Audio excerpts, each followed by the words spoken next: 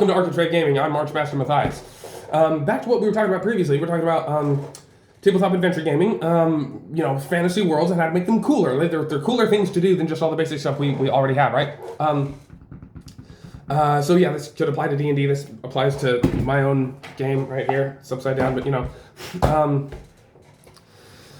yeah, as we were saying, here's another idea. Different realities based on size. I'm reading from my vault of 3 million words, just random ideas I've had over the years. All right, different realities based on size.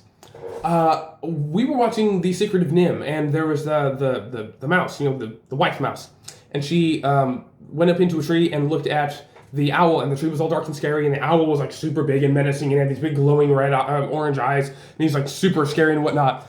She viewed it that way. She saw it was scary because she was small, right? Well, not in the actual movie, but here's my idea, right? What if reality is different based on your size? So if you're tiny and you see, a big tree and a big owl, it looks a certain way to you. It's all scary and whatnot.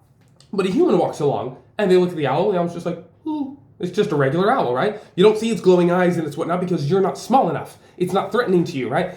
What if I was playing It Takes Two, really fun game, and video game, and there was this the scene where you get all small, right? That's kind of the whole game. You play as toys, and we went outside and went to a tree, and like in the real world, the tree is just a normal tree, but when you're small, the tree has all these like swinging ropes and stuff, and it has all these places on the tree that are carved out to be walkways. And yeah, they had to do that for the game, but I was thinking, how do we justify this? A lot of my ideas come from looking at something that doesn't make sense and just forcing myself to assume that it makes sense and thinking, well, why does this make sense? How do I justify this, right? And then I come up with some crazy idea. The Lord's very generous. So I was thinking, well, this thing has pathways, and it has, all these rope bridges, it has all this stuff that looks like someone lives here, right? And then we knocked on a door. It's like there's a door on the side of the tree. How did this happen? And there are these squirrels in there with guns and hard hats and clothes and whatnot, and then you have the whole rest of the quest. But I was like, what if humans can't see this because they're too big? What if, if you're this big, you're a human, you look at a squirrel and you just see a squirrel. You just see, right? And that's all you see. You look at the tree and it's just bark. But if you get small enough, you see other things. It's kind of like my angle magic idea, where if you look at something at the right angle, it changes appearance, right? So this is like, it's not so much the angle, it's your own size, right? It's kind of like angle because you're looking at it from lower, but it's not strictly angle. It's just like you have to be smaller, then you can see different things. So if you're small enough, you can see the pathways on the tree, and you can see that the squirrels are actually intelligent, and they have their own society, and you can see the guns and stuff they're holding, whereas if you're a full-grown human, you don't see that, right? I took this idea and I made this my plane to Faerie. My Feywild, it's not called that, but my Fey realm is different from the realm of Faerie, where you have all the fairy creatures and the fairies and whatnot. The Fey realm and the Faerie realm are different. Why? Because the Faerie realm is actually just the natural realm. It's where you have the pixies and the squirrels and all the the natural stuff. It's where you have the gnomes, right? Gnomes in my world, in my game, can see the fairy world because they're small. They're the smallest of all the races. I don't have halflings.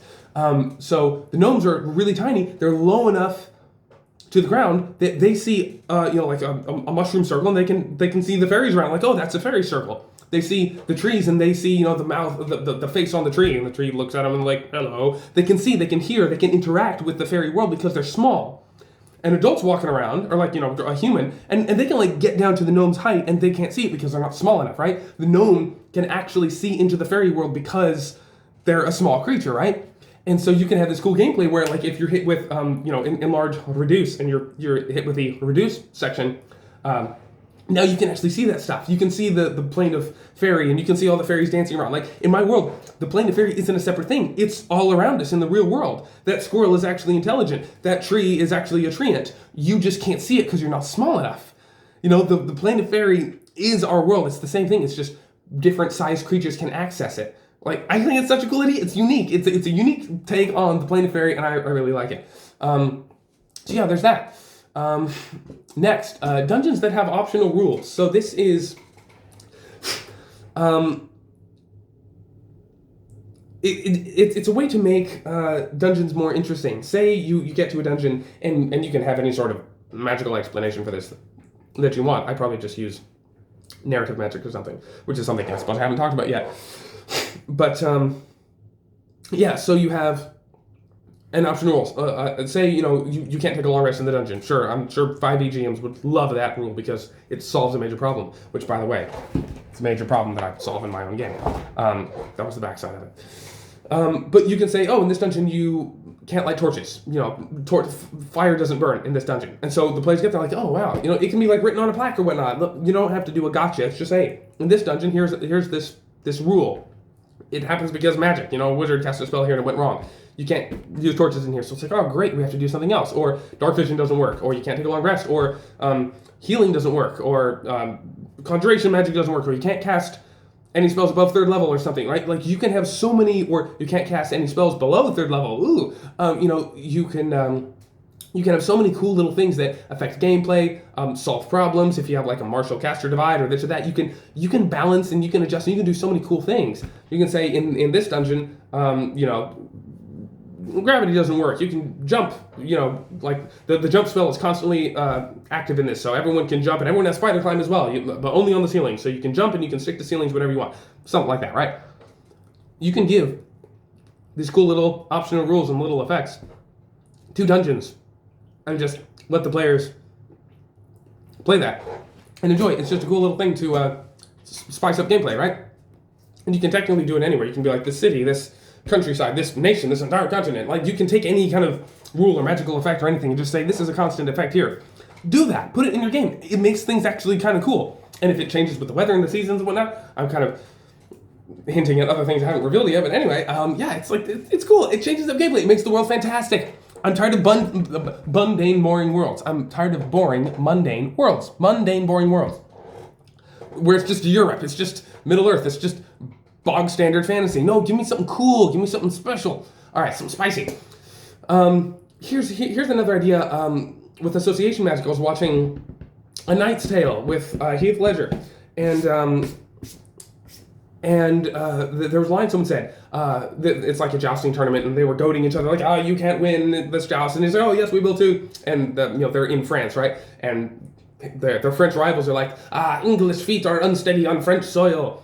And I was like, well, that's an idea. What if that was actually true? What if your feet only worked on your soil, your native, your nation, the one you've sworn allegiance to, or where you were born, etc. And what if you actually moved at half speed, or it was difficult terrain, or you had disadvantage on deck saves, or whatnot, if you go to a hostile nation or a rival nation? Or what if you get some special benefit when you're in your own county or your own state, like the place you were born, right? You get no benefit or penalty in the nation, but if you're in the place, within 10 miles of where you were born, then you get a benefit or something, right? Explains why most people don't leave home.